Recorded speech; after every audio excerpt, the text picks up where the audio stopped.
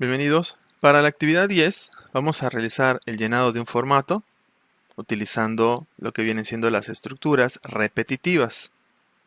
Vamos a recuperar primero las estructuras repetitivas hechas en Raptor y en PCInt y vamos a, en el espacio donde dice código en C++, vamos a colocar el código que desarrollemos en C++. También vamos a colocar el código que desarrollemos en Java y las evidencias de la ejecución de los programas hechos. En los ejemplos vamos a ver calcular el perímetro. Aquí vamos a realizar de forma determinada 3 veces este código.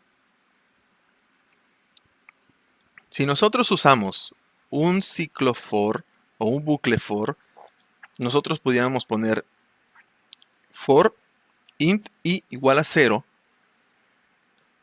mientras i sea menor que 3 con incrementos de i++, de 1 en 1. Entonces todo lo que hemos hecho lo vamos a colocar en el interior de este bucle y de forma automática va a empezar con 0, 1, 2 y cuando i tenga el valor de 3 va a finalizar. Esto se aplica igual en el caso de Java, for int i igual a 0 mientras i es menor que 3 con i++. En el caso de usar while y do while, vamos a ver que vamos a requerir crear una variable int para nuestro iterador, que sería el i. Le asignamos el valor de 0. Luego viene el while, mientras el iterador es menor que 3, vamos a ejecutar todo esto. Y si nosotros omitimos el paso, que es iterador más, pues vamos a tener un bucle infinito.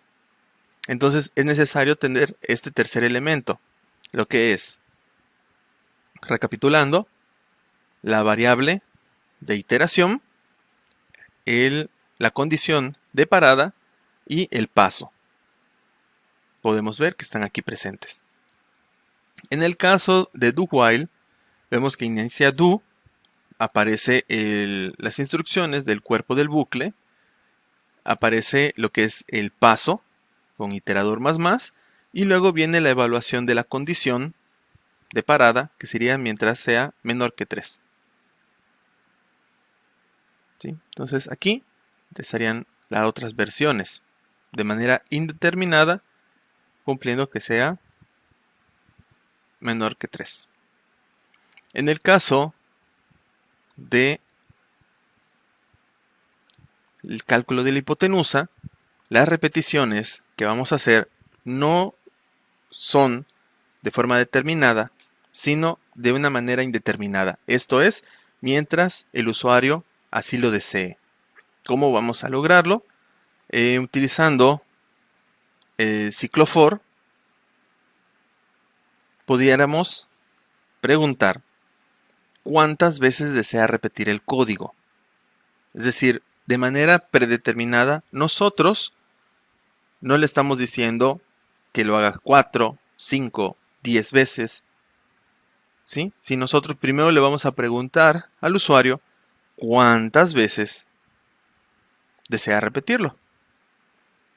Entonces preguntamos, nos dice 5 y entonces pasamos al for desde con int igual a 0 mientras i sea menor que la respuesta, en este caso menor que 5, con incrementos de i++. Y se ejecuta este código, las 5 veces que pidió el usuario. En Java, pues primero tendríamos nosotros que pedir, en este caso, no se manejó, está marcado el 3.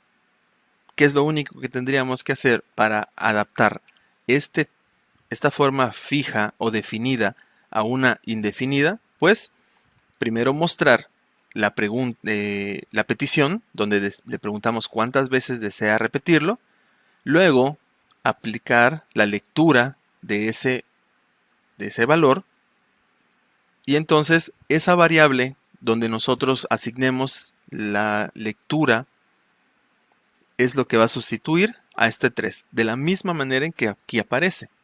Tengo un int respuesta, la pregunta de cuántas veces deseamos repetir, la lectura de esa respuesta que queda almacenado, y entonces la comparación va a ser con base a esa respuesta, que es lo que este código determinado no tiene. Si le incorporamos estas 4 líneas acá, entonces va a hacerse las veces que el usuario desee. Unas 5, 10, 20, no lo sabemos. Son tantas como el usuario quiera. Entonces podemos pasar de estas 3 repeticiones a las que el usuario quiera. Lo más común que nosotros hagamos es usar un ciclo while o un do while. Podemos nosotros presentar un do, mostrarle aquí que se va a calcular la hipotenusa, el usuario introduce los datos, se hace el cálculo que él quiera, y antes de finalizar el bucle, le decimos, para repetir un siguiente cálculo, oprima 0. Para continuar, oprima 1. Aquí se lee la respuesta y mientras la respuesta, aquí debería ser para finalizar. Es un error de la escritura. Debería decir para finalizar oprima 0 y para continuar oprima 1. ¿Por qué? Porque después de que leemos la respuesta, hacemos la pregunta.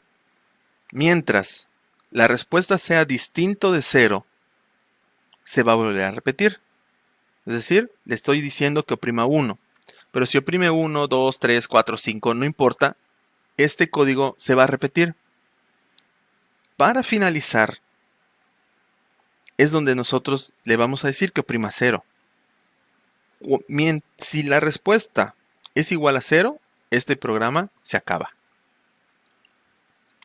En el caso del while, nosotros tendríamos que hacer que la primera vez que se evalúe no sea 0. Si aquí hago int respuesta igual a 0, esto jamás va a mostrarse nada, porque de entrada la respuesta es 0.